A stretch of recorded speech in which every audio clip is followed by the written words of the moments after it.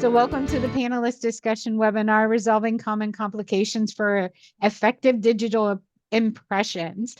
It is being presented by Kelly Bevington, RDA, EFDA, Brittany Carey, RDA, and Brenda Kirkin, CDA, RDA. And with that, I bow out and say, take it away, ladies. Thank you, Jessica. Thanks so much. Thank you, everybody, for being here with us tonight. We're super excited about this panel discussion. Many of you were kind enough to send to us different questions, comments, or concerns that you have when you've been scanning with the iTero in the past. And we've already pre-answered them and prepared a presentation around that, as well as a demonstration. So really excited for that. So our learning objectives for tonight was to determine scanning strategy, understand and navigate the limitations of various intraoral software, and improve case predictability and scanning efficiency. So here's the list of questions, right? I'm not going to read through each individual question, but I am going to address the top three. So let's get to it. Is it advisable to scan a full arch impression instead of pouring a model and trimming? What software would be needed to turn that impression into a caster model? I'm honestly none of us were 100% sure exactly what the question was asking, but we think the question was, can you take an analog physical impression, pour it, and then scan that model? If that is indeed your question, the answer, the recommendation is no. It's most advisable to scan the actual dentition. There is not an option on the iTero scanner at this point in time anyway, to scan an impression or to scan a model. It's all based off of intraoral scans or potentially a wash impression. And if you're here and that was your question and we missed it, please put it into the chat what additional information would be helpful. Then there was another one, how do I upload a scan into DiagnaCat? And I had to do a little research to find out exactly what DiagnaCat did, but it integrates different X-ray, CBCT scans and things along that line into an AI software. And so, although I have not done it, my recommendation would be for you to go to your myitero.com account, and then you'll have several different options of file types to export those files, and then you should be able to share that with your DiagnaCat software. And then this one, I think the person didn't understand it was an iTero question and answer panel tonight, but it was about a prime scan and how would they learn more about tips and tricks. So you could either contact us individually for training, or you could register for an actual course with Dentsply Sirona.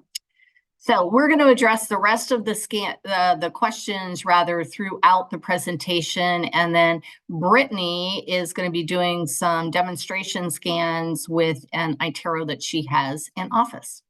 And so this is us. This is the NDX intraoral scanner training team. I am based out of Pennsylvania and have the honor and good fortune to work and manage Brittany and Brenda. Brittany Carey is out in Arizona and Brenda is in Michigan. And continue to think of us as a resource for learning more about intraoral scanning in all phases of dentistry. We really focus on providing education throughout the year in many different capacities. So tonight it's going to be about iTero and addressing some different complications. So one thing that came up with a couple of the questions and that we wanted to make certain everyone here that had an iTero fully understood was everybody has access to the myitero.com account, and you can access any of your patient scans and RXs from that account and share it in different formats. You could send it to a lab that way. You could send it to a printer that way. You could send it to Diagnocat that way. Under settings, I think it's important that everybody understands that there's a sync configuration, which allows the software to update. So it's important with iTero that you turn the device off and turn it back on regularly, preferably daily. That's what allows those automatic software updates to come into the computer. And then you would, ideally, you would sync configuration to make sure that they really synced. Under scan settings, and Brittany's going to show us this live as well. There's something called enable guidance hints. It's very easy to check the box, never show this to me again. I would encourage you all to activate it and never check the box not to show it again. And here's why. We have new procedures we'll be integrating into our workflows. We have new team members that come on board, and they're really, really nicely done. It's a nice visual. Sometimes there's a little video, and it takes like 5 seconds to take a peek at it.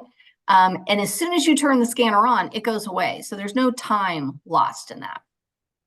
Another thing I hear frequently is that when people call in to support, they don't understand how to find their office ID. Again, that is under settings and under system information, and your office ID will be located there. There's also a wonderful series of educational videos as well as printable PDFs, which many of the printable PDFs will be shared in a post-course handout. Most of you probably have already received them or have seen them in the past, but I want you to have them as a reference as well on all the different workflows that you can utilize with iTero.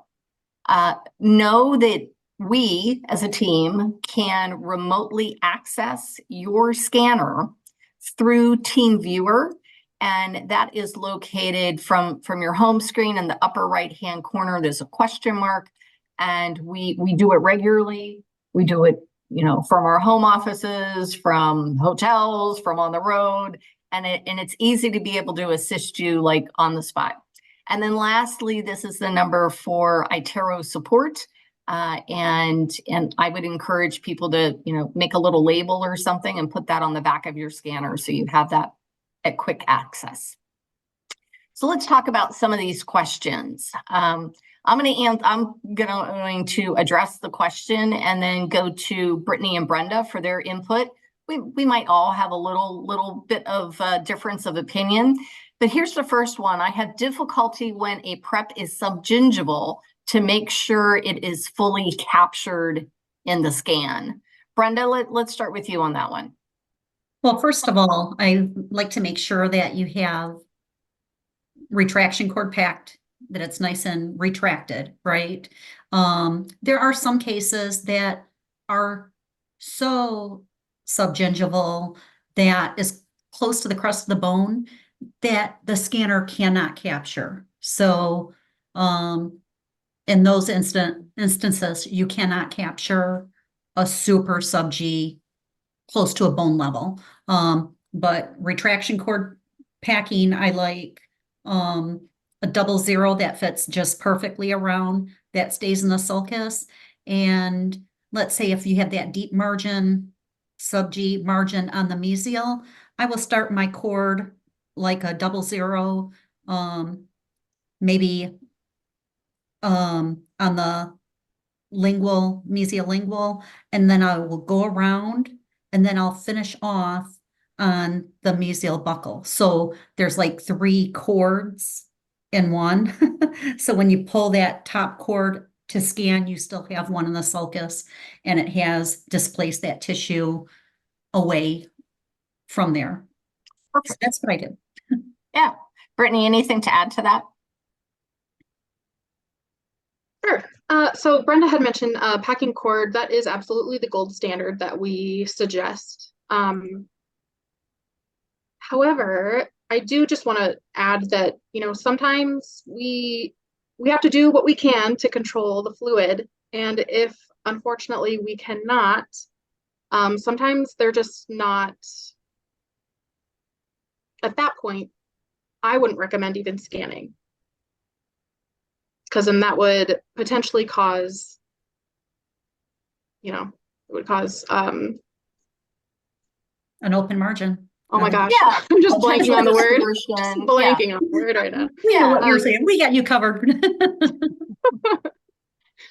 That's all I But got. it's question number 2. So it's how to keep the margins dry while scanning. So if you haven't figured out already, we're all proponents of retraction cord. So that's certainly one way to address it.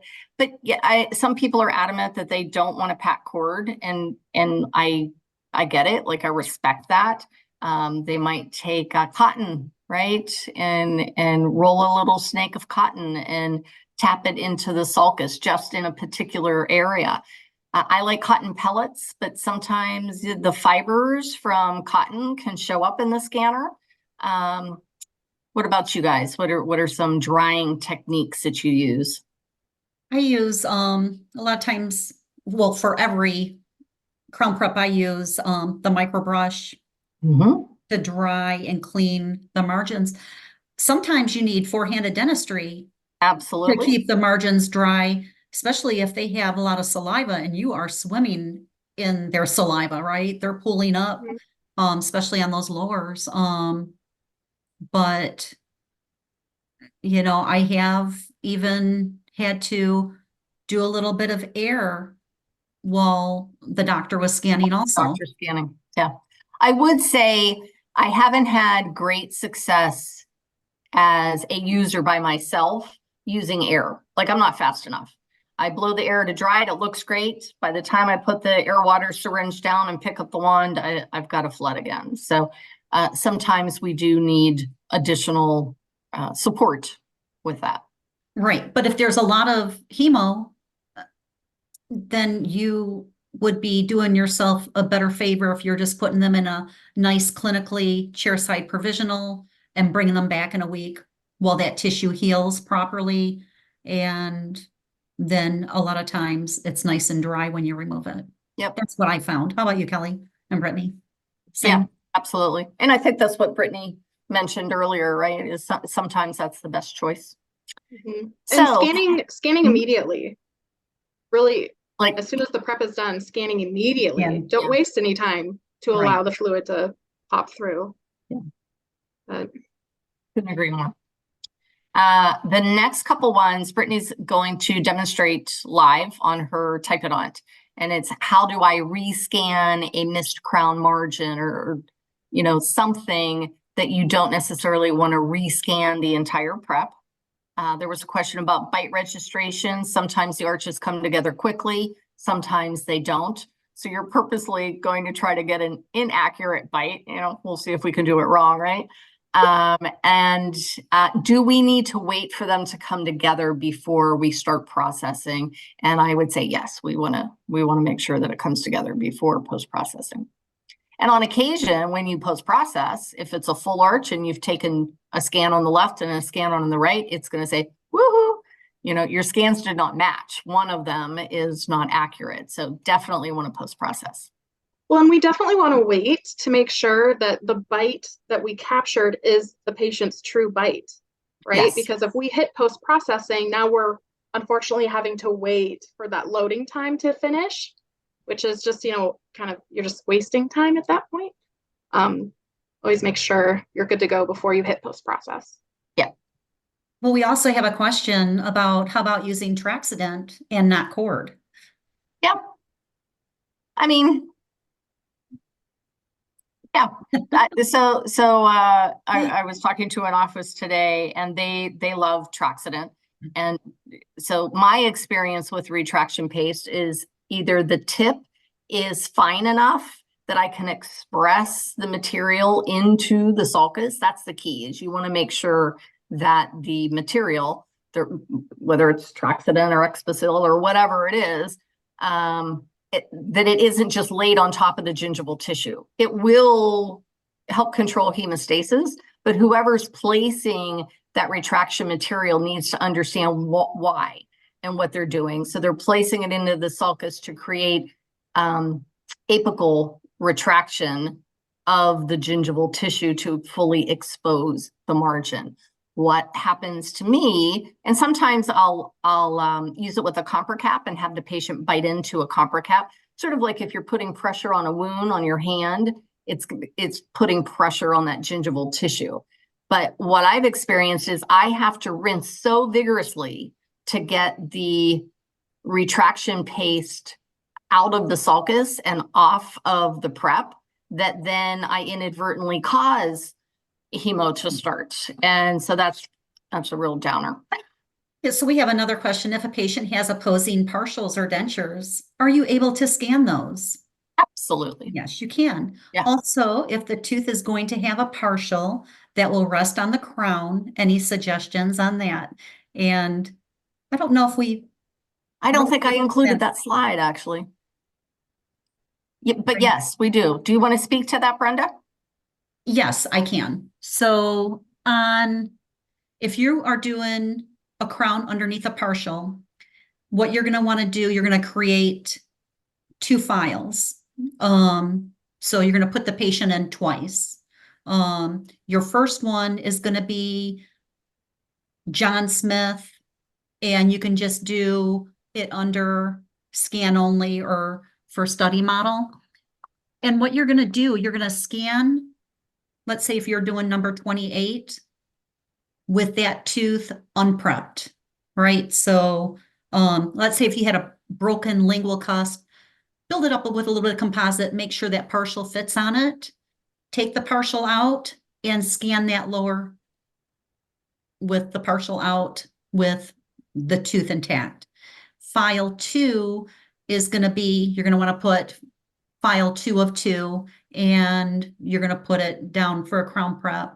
You're going to also choose for a pre-op scan. Your pre-op scan after you've prepped the tooth is with the partial in place, and then you're going to scan it, and you want to make sure you have enough buccal area, like gingival buccal area, so you have to scan quite a bit. And then on the prep scan, you're going to have the partial out, and you're going to scan just that prep tooth, if that makes sense. But it's very important to let the lab know file 1 of 2 and 2 of 2.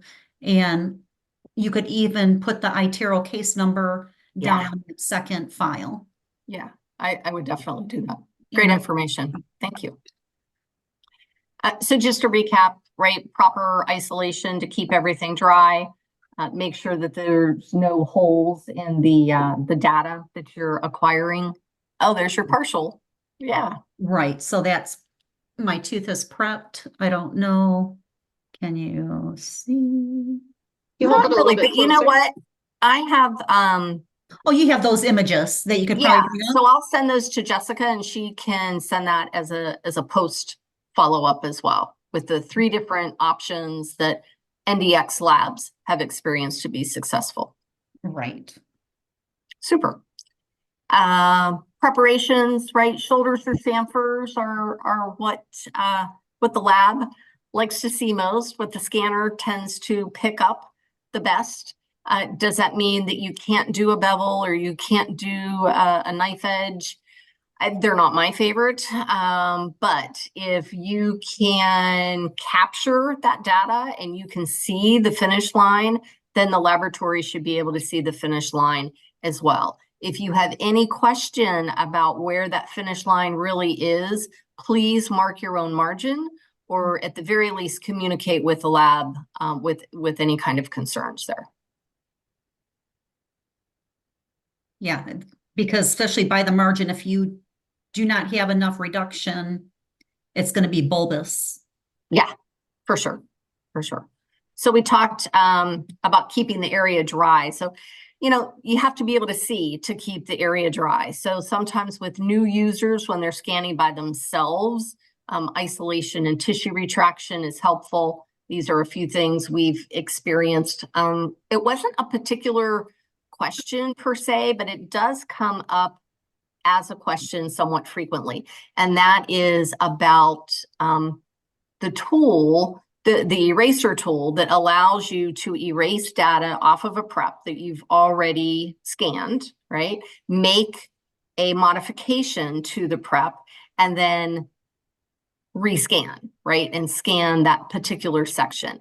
And Brittany's going to do a little demonstration on that. We see it usually on the occlusal reduction, right? The occlusogram, the occlusal clearance guide indicates that there was not enough occlusal reduction on the original prep. Pretty common for a lab to see that.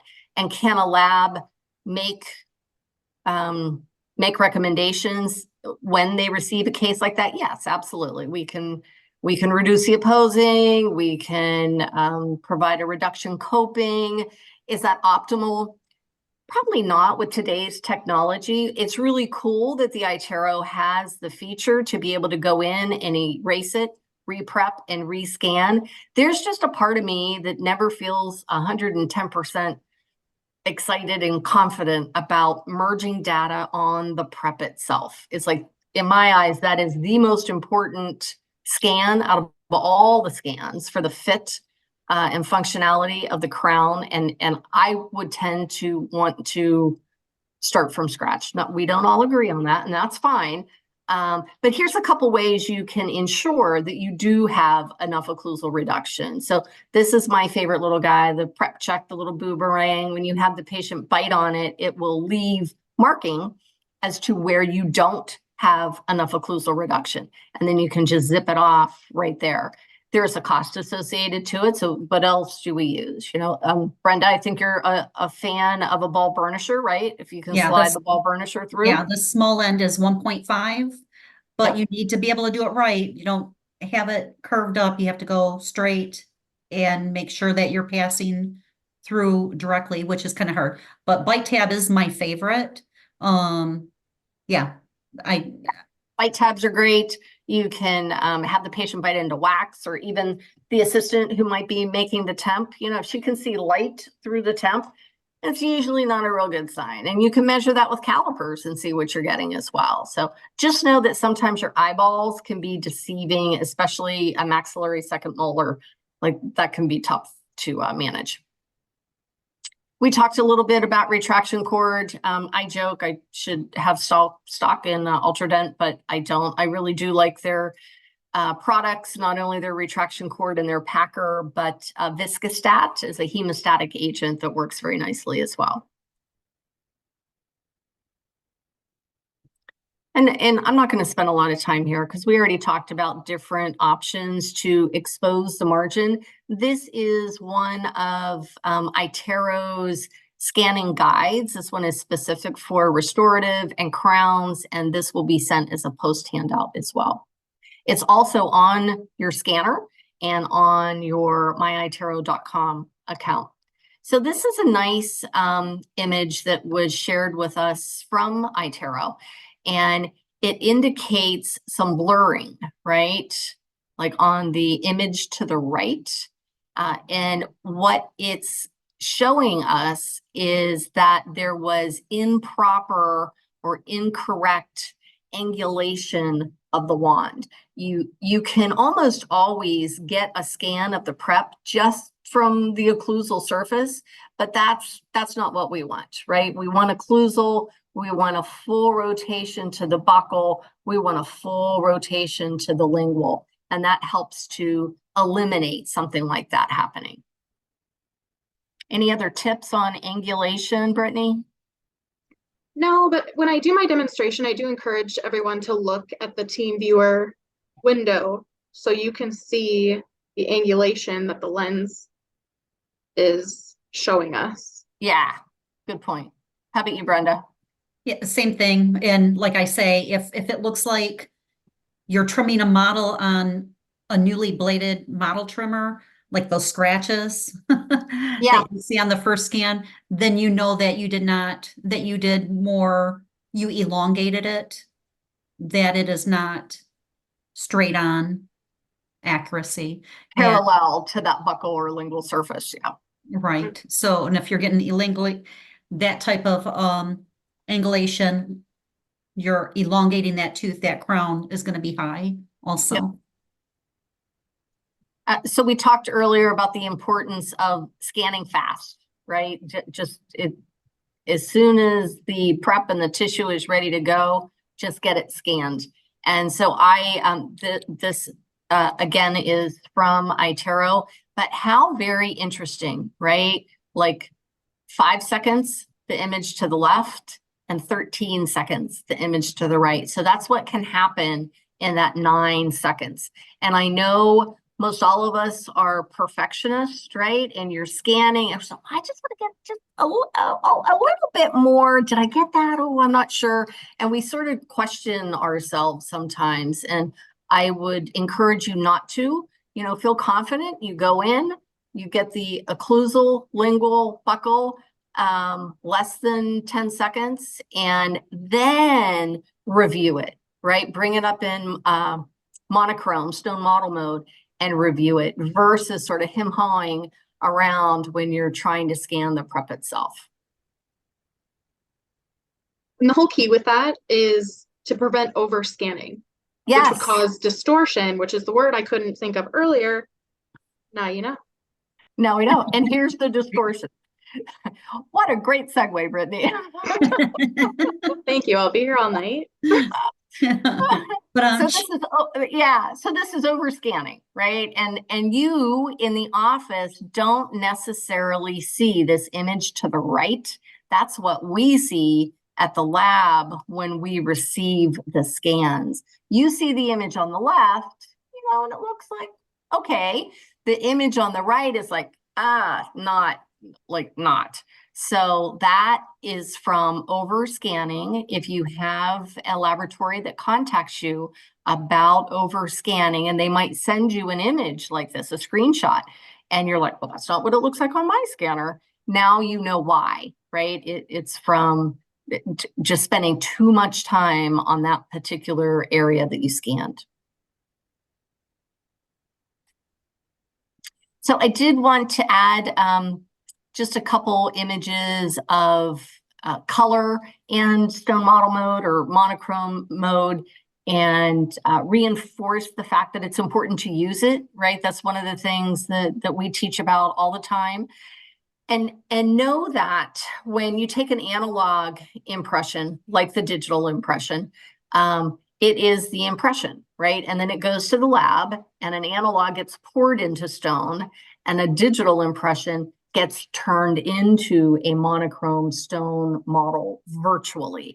And that's truly what the technician is utilizing when designing your restoration. So although they have a color view available, they're not really designing in that color view. So do yourself a good service and make sure that you get into a habit of reviewing your images in monochrome to ensure that you can still see your margin, because sometimes they blur away when they are in monochrome.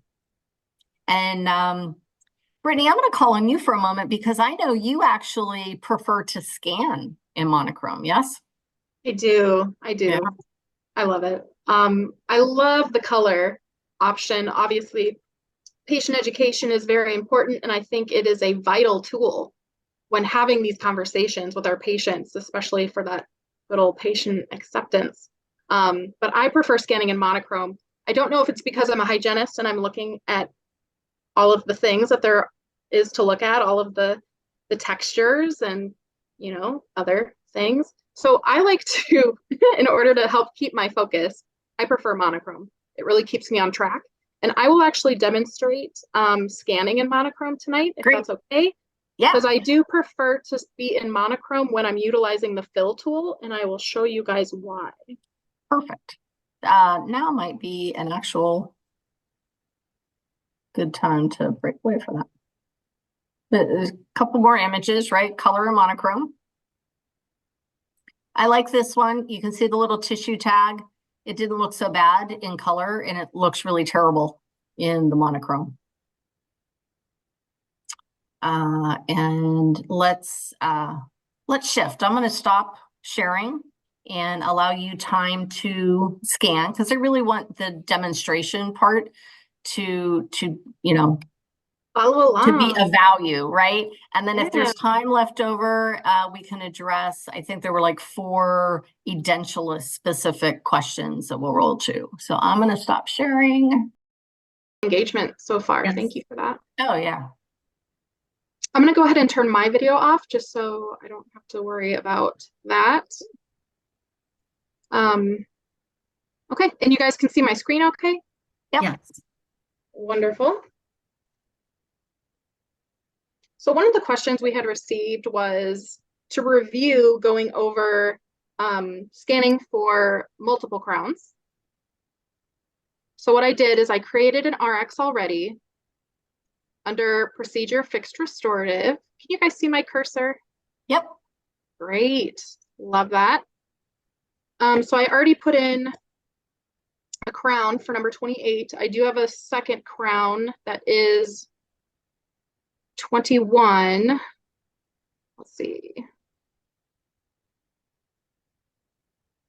And of course, it's not going to show me the copy from, unfortunately. So I'm just going to have to redo that.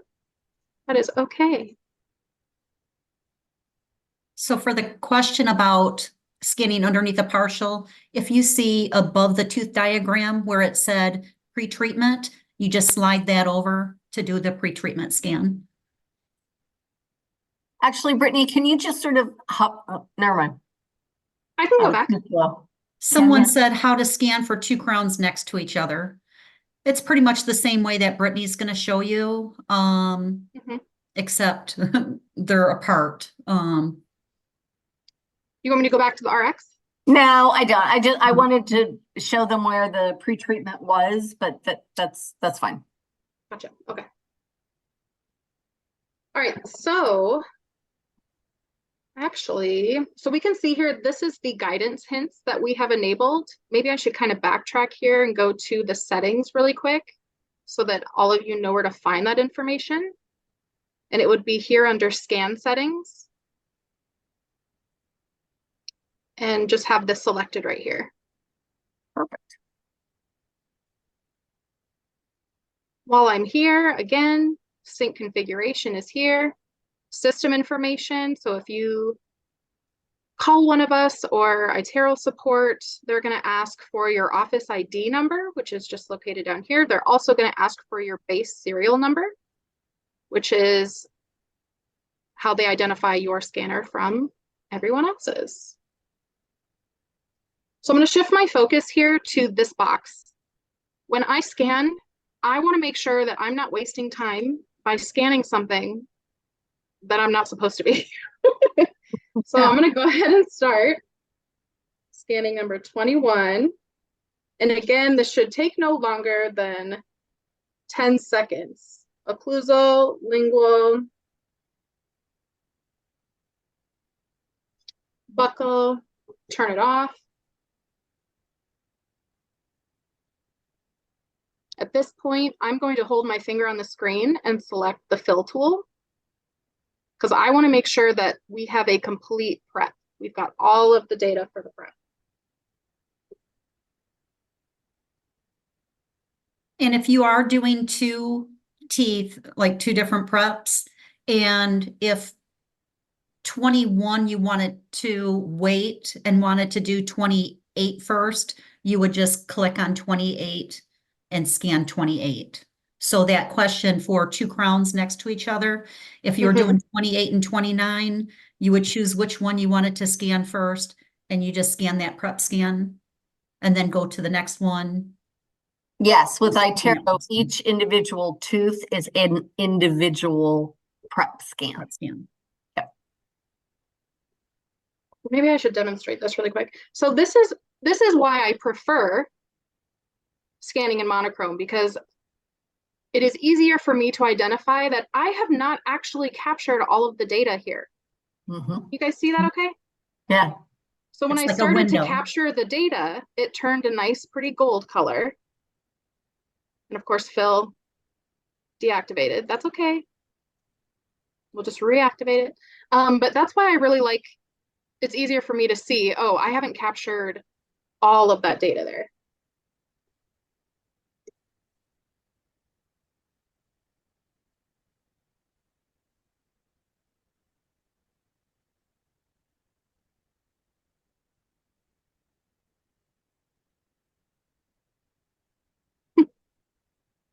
Phil's not identifying that I'm missing anything. Well, that's all right. Of course, Cool. always make sure that the green dot is put in the center of the prep. Thank you, Brenda, for mentioning that if you didn't want to start on prep number 21, you absolutely don't have to. You could skip forward to 28 if you want. Just remember to go back, because with the iTero, each prep has to be scanned separately.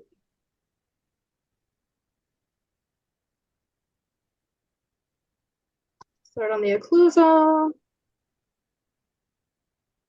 Yep, sorry. Rotate lingual. Rotate buccal. Oh my gosh. There we go. Turn it off and evaluate. Now, what's interesting about this is that it's not red. If I turn it to color, it's not blue. So if I were to utilize fill right now, it may not identify that I'm missing that spot. So in that case, I would absolutely just delete the scan and scan again. Take the 10 seconds to just redo it.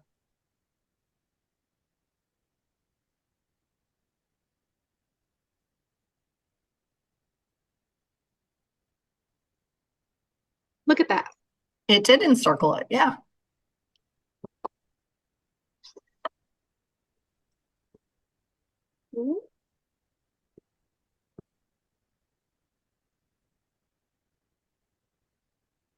Okay. Now, before I move on, again, I'm going to make sure that the green dot is in the center of the prep. Now, unconventionally, I would normally go to the next segment, scanning the lower. I just wanted to point out here that in the prep arch segment, not the prep segment, but the prep arch segment is when we want to be sure to capture the contacts adjacent to the prep. Now, for time's sake, I'm going to go straight to post-processing so that I can demonstrate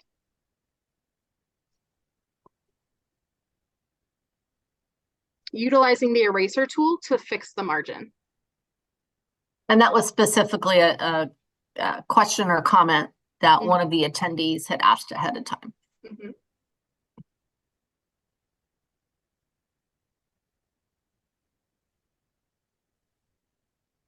Now, looks a little different. I'm going to go ahead and select the tooth.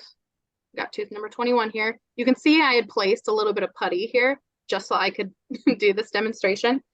So I'm going to go ahead and remove that. And like we were saying earlier, this would typically most commonly be used to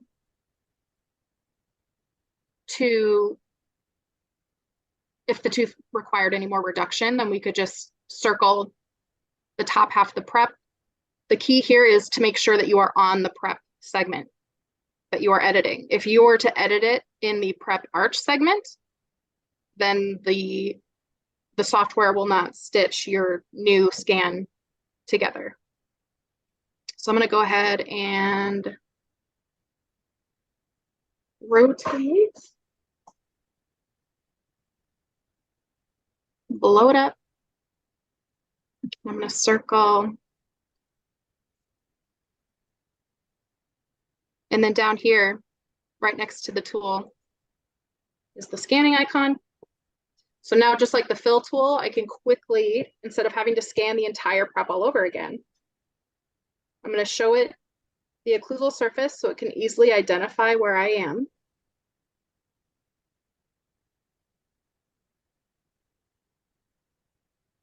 And then we have to hit post-processing again so that the scanner can readjust with the occlusogram or what have you. Any questions about that?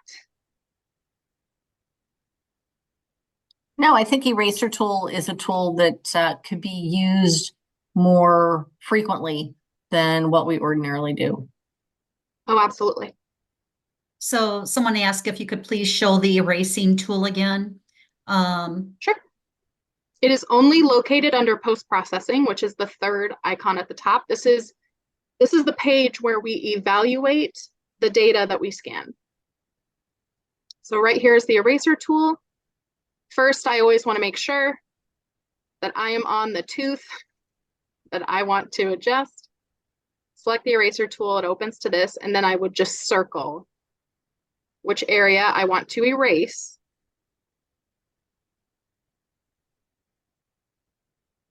And then I would hit the scanning icon, and it would bring us back to the scanning page. And then you see that fill in with new data as you're Yep. rescanning it. And I do really appreciate this undo button. If you accidentally Yes. had it on the wrong arch or segment, or you erased even the good stuff, we don't want to do that. So, the question of the person asked about the two preps next to each other. Mhm. It's very important before you send it out that, your dye is separated from each other too. Your And eye I know separation that's- tool. Yep. I know that is not a question, but I just wanted to make sure, that everybody knew what to look for and how to do that. No, absolutely. And that would be this icon here, the prep separation tool. You would want to make sure that you hit this icon and then you look at both preps to make sure that each is segmented on its own and does not have any of the other tooth next to it in there, if that makes sense. Right. No overlapping data. And that's what the laboratory uses as their digital dye. Mhm. So it's not showing up because she did not do the full arch, but Yeah, I it didn't- would usually show up, and you could even turn it like you're looking at a PVS, like turn around and look at the intaglio. Right now, it's going to look like a ghost. But if she had scanned the whole thing, it would be bluish purple. And if it was over the adjacent teeth, you want it to be trimmed. So it's almost like you're trimming your dye, like you're just cutting your dye tooth off. So Mhm. you don't want the adjacent teeth in there. And if you have two teeth together, if you had one dye impinging on the other dye, then you could have issues with the making of the crown or the fit of the crown. So make sure each prep has its own dye, if that makes Right. sense. Does that make sense, everybody out there? Thumbs up, hearts, I don't care. Clappy hands. That's really all I had to show. Happy Thank you for feet. the thumbs up. That's really all I had to show for this particular. Cool. Let me go back and good job. I'm going to go back and share my screen. We've got a little section more specific to removables. Oh, there's another question. If I see overlapping, do trims, do I scan anterior, make any changes to the prep? No, you can adjust it. I don't know. I didn't see the question. It is, if I see overlapping, do trims, do I scan again, make any changes to the prep? I think it means overlapping of the dyes. I know what you meant.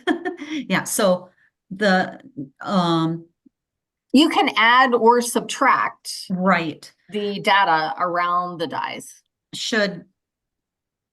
does Brittany still have that prep scan up? Kelly's sharing her screen now. I Oh, do okay. still have it up, but unfortunately we wouldn't be able to demonstrate that. Okay, I mean, while Kelly's doing her thing, I could scan that really quick. No big deal. Yeah, why don't you go ahead and scan the rest of the arch so we can show them the dye separation tool.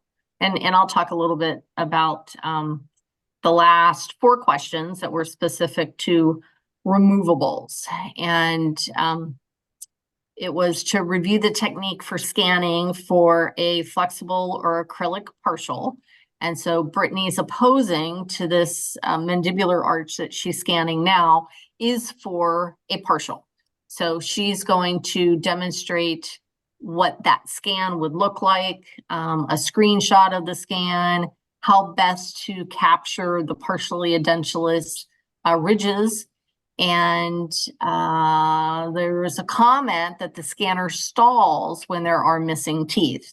So the scanner is scanning off of topography, and it also needs to recognize something that it has scanned previously. So you want to make certain that you are going slow and steady from, let's say you have a first bicuspid and you're going back to a second molar. You want to go very slow and steady on that ridge until you get to that second molar. And I think people tend to scan too quickly, and the tissue might not be dry.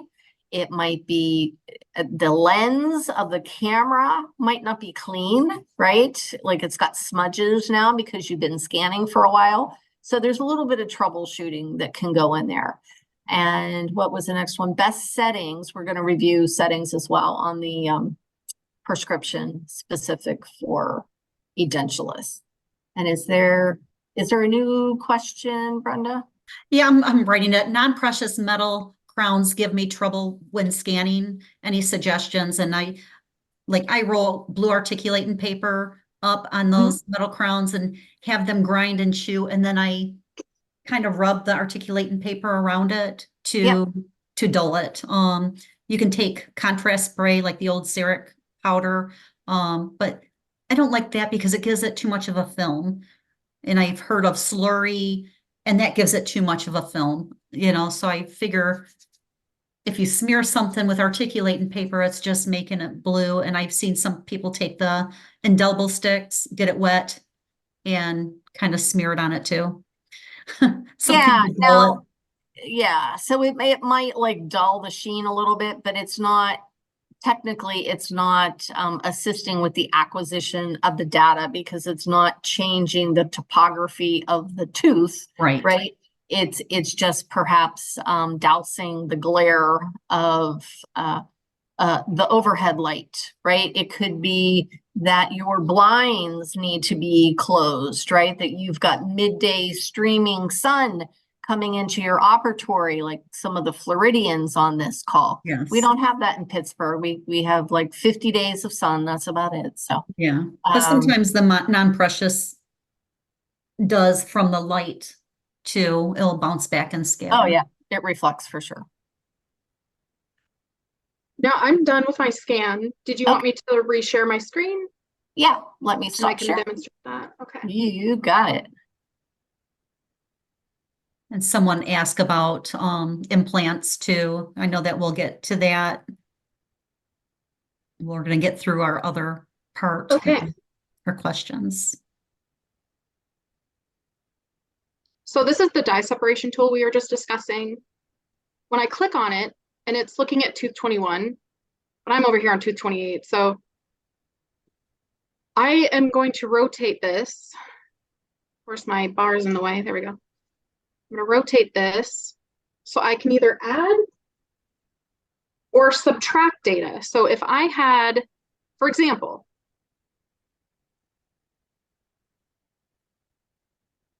if it looked like this right off the bat, I just want the prep. So I would hit the subtract and I would circle. Oh my gosh, too much.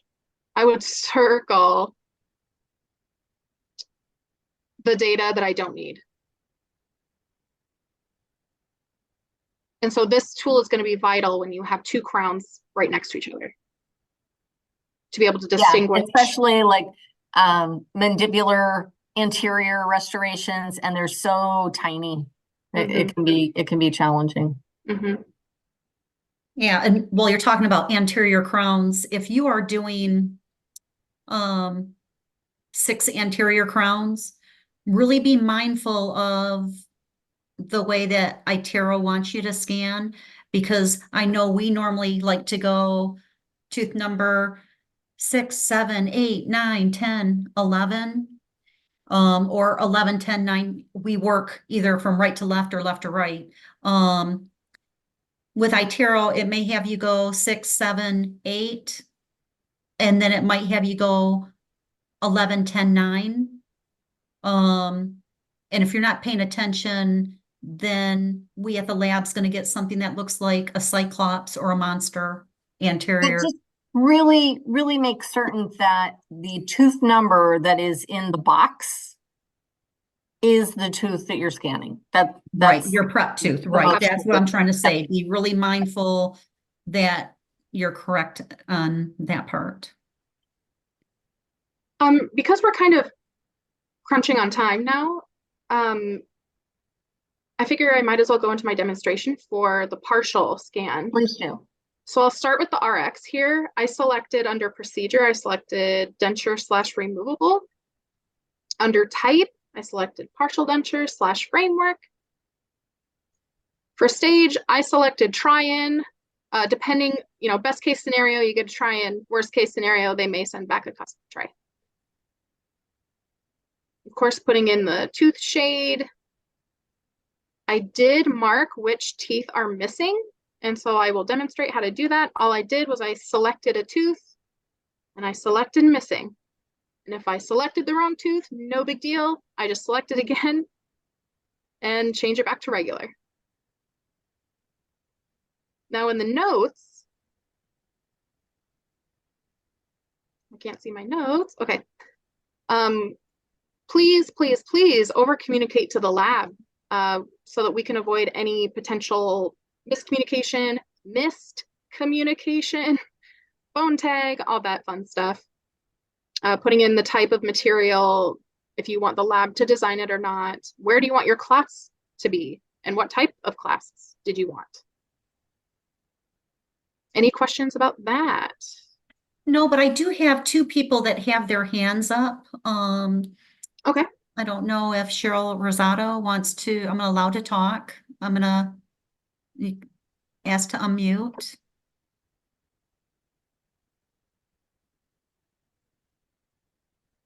Cheryl, are you there with your question? I think she had the non-precious crown question. Okay. And Jasmine Benavides?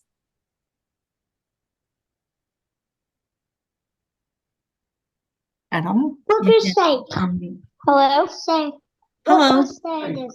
My question is, are we going to be learning about any all-on-4 scans or implant crown scans?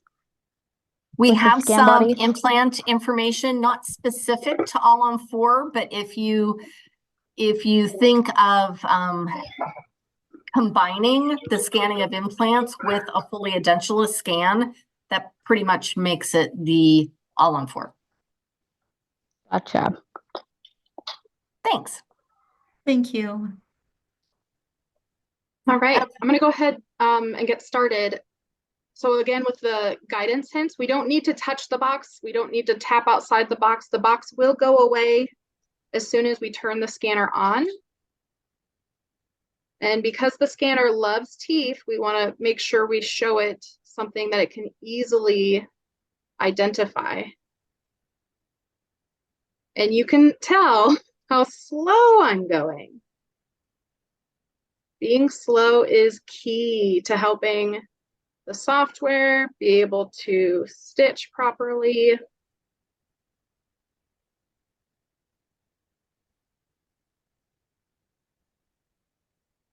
Okay, now I'm going to rotate lingual. Now, while I'm on the lingual surface, I am going to pivot my lens ever so slightly towards the midline to kind of capture as much of the palate as I can from the lingual.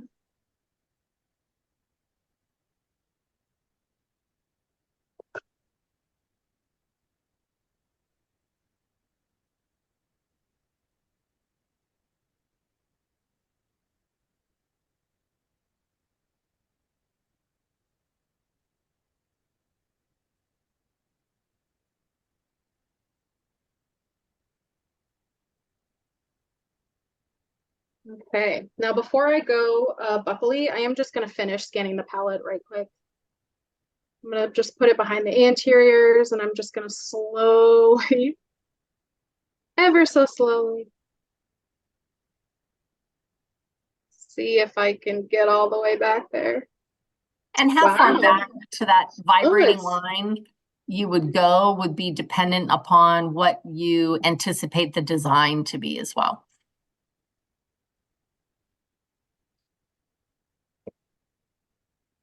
Okay, so we have a question here. It said it had an option to choose clasp for the partial in the layout. Is it necessary to select those, or is it okay to let the lab decide? And is it possible to select don't clasp, or do we need just to type in the notes if we have a questionable tooth and we don't want to use it as an anchor? So, do you guys want to touch on that? I would just, I mean, just make sure to communicate that in the notes. right. Yeah, so I'm often surprised at how many dentists today put on their RX lab design. And so they put the design part of the process to the lab to survey the model and design it based on what the survey is presenting. Whereas sometimes I find that dentists today don't get as concerned about the design. If you want a clasp on a particular tooth or you want a particular design, absolutely, you can ask for that. And it's critically important that you put that in the notes section. And Brittany's also going to show you a visual option where you can take a screenshot and actually do a little mock design on that screenshot yourself. How about you, Brenda? Oh, yeah. So, as a clinician, you know that patient's tooth, right? The history, if it is endodontically treated, if it has periodontal problems. So when the lab sees an image, they don't know. So if there is a questionable tooth and you don't want them to clasp that in, or if you want them to design it that in the future, like a year down the road, that tooth may need to be removed, that to add a tooth onto the partial. I'm a firm believer, the more that you write and communicate with the lab, the better it is. Agreed. Here's two more questions while Brittany is demonstrating the fill tool again, right? Somebody's asking, what is the advantage of using the fill tool opposed to just scanning over the missing data? So the advantage is you are only acquiring the data encircled in red. You're only acquiring the missing data, the whole. Whereas if you did not use the fill tool, you have a greater inclination to overscan. And we saw that image earlier about some of the distortion that can occur when overscanning happens. So that's the main advantage of fill tool. And then there's another question about the different types of iTero scanners. So we work for NDX. We're iOS trainers for National Dentex Lab. So we're not iTero salespeople, but there are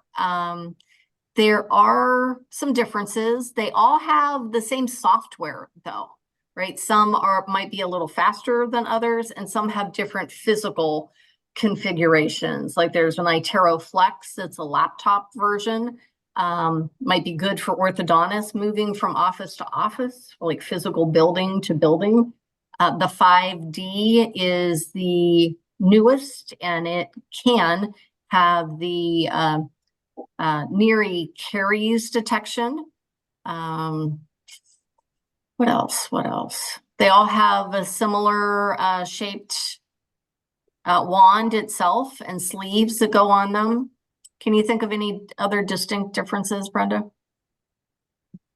No, you've pretty much covered all of them, haven't you? They have a scanner to suit your every need.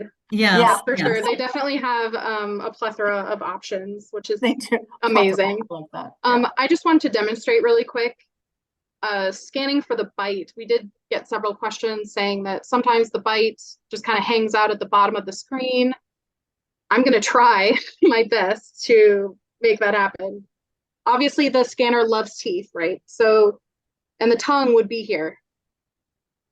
And as a foreign object, the software may take a little bit longer to identify. So I'm just demonstrating here that I would allow at least 10 seconds for this little purple image to find its place where it belongs. Wow, it did. That's amazing. Sometimes it doesn't. And if it didn't, I would have just put my finger on the screen, hit segment, and then rescan that bite. We always recommend that you get as many as 6 teeth or more in these little bite registrations. And we have to remember too that just because the scanner can put the bite together on the screen does not mean that that is the patient's true bite. And somebody wanted to know, is it possible to scan and just send it for a design? If so, does the design come back as an image?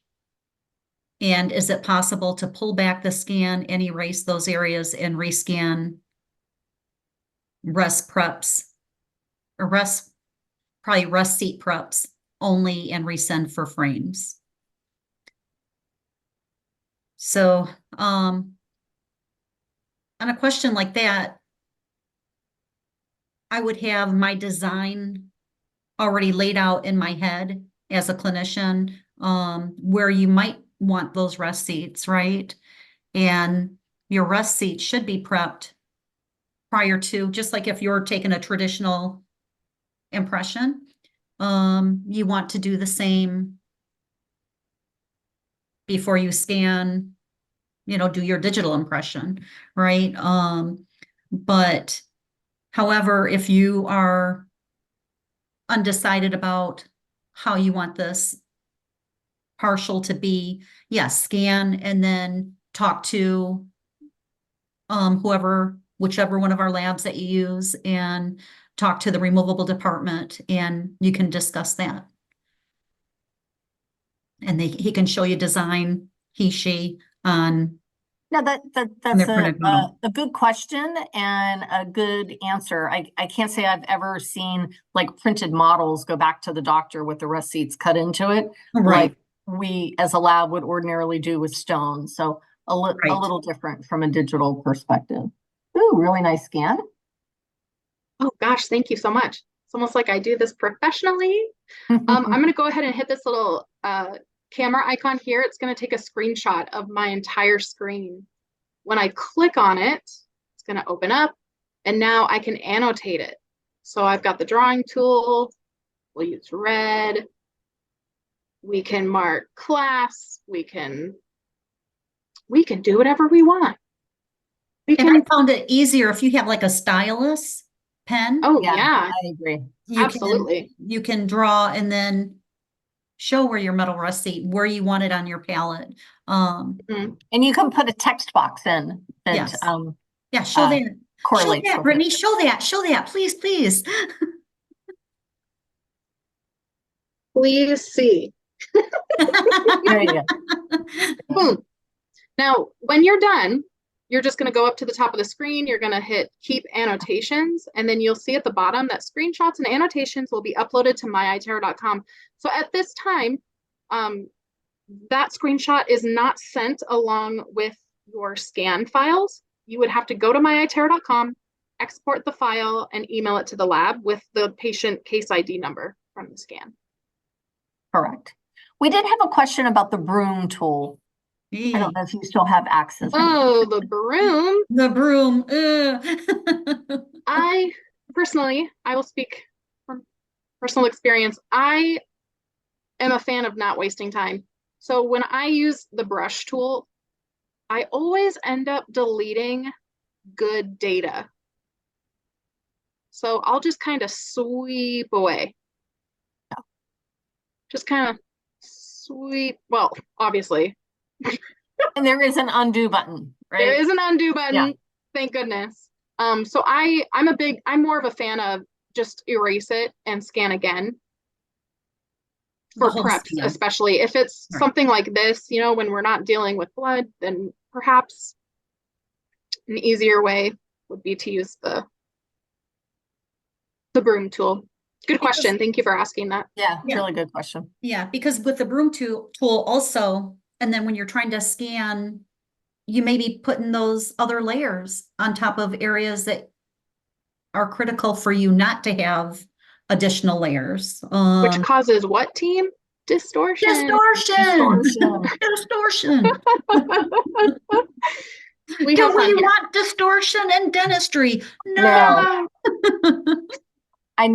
Okay, so I'm going to share my screen one more time here and be respectful. I know we are over time now.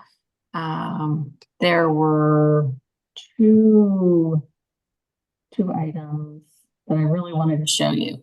So this is something that Brenda came up with, and talk a little bit about this to the audience, Brenda, how you use this flowable. So because a denture is so smooth that it sometimes has a hard time scanning and advancing, right? So I take flowable and I go from the palate of the denture all the way, as you see, to the post-dam area. And sometimes lines, I could have actually did or had the doctor do a little bit on the distal of the, as you see, on tooth number 4 or 3, excuse me, 3. There's a huge area there. I could have done more, but scanners look for lumps and bumps, make it easier on yourself to scan, and it captured very quickly. Perfect. So Thank you you. just light cure it and pop it right off. So it's very easy to I'm do. going to go backwards for two things, right? We talked a little bit about implants. We didn't have specific questions about implants, so I bypassed this before. But what's really important to the laboratory of information that we need from you is who the implant manufacturer is, right? What's the implant in the bone? What is the scan body type that you're utilizing? The platform size of the implant, what you want your custom abutment material to be made out of, and what you want your crown to be made out of, and if it should be cement or screw retained. So those are important to the lab. And probably more importantly is before you ever scan, please do a service to us all and ensure that the scan body is fully seated with a radiograph. It's really important. I can't tell you how many times we come across through troubleshooting that it really wasn't. And that's critically important. It's the very first step of the scan. These are just examples of scan bodies, but I like this image because this was the original case, right? And you can see number 9, it's like it's 2 totally different angulations. So in the first scan, the scan body was not seated appropriately, right? So that's where it can really make a difference. I think we hit those. I'm going to send you some more denture information. Just, an example of scanning and not being able to acquire the data, even with, this was a wash impression inside of an existing denture. So we will provide custom base plates with bite blocks for the doctor to take a wash impression, verify vertical, and then send the whole thing back to the lab. And we refer to that, or I refer to it as like digitally assisted. Sometimes we're still melding the analog world with the digital world as we continue to evolve. And I know Jessica had indicated what the next webinar is, but truly this is going to conclude tonight. It looks like we might have one more chat here, but thank you so much for spending the evening with us. If you can't tell, by the smiles on our faces. The three of us really do enjoy what we do. We enjoy the engagement with the doctors and the dental assistants and the hygienists, and really having everybody just doing the best that they can and learning together and learning from each other. So thank you for that. Thank you for the claps and the hearts right back at you. Thank you. Oh, Give we've got kisses. do we have Or Hershey's rating? kisses. Hershey's kisses. I love it. I love it.